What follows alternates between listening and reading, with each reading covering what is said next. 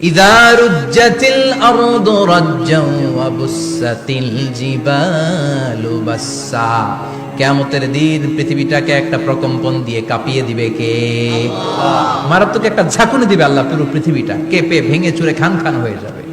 এই ঝাঁকুনি আর আর্থকোয়েক, ভূমিকম্প এর ঘটনাটা যেদিন ঘটবে ওই দিনটাও হচ্ছে জুমার দিন। চিৎকার করে পড়েন সুবহানাল্লাহ।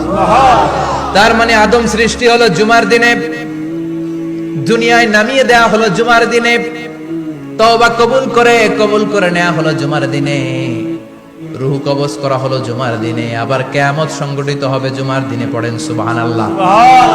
আবার বিশ্বনবী বললেন, আর রমাদান ইলা রমাদান, এক রমজান থেকে আরেক রমজানের মাঝখানে যত গুনাহ হয় মাফ করে কে? আল্লাহ। তারপরে বিশ্বনবী বললেন, আল উমরাতু ইলাল উমরাহ, কেউ যদি একবার উমরা করে পরে আবার করলে দুই উমরার মাঝখানে গুনাহগুলো মাফ করে দেয় কে? আল্লাহ।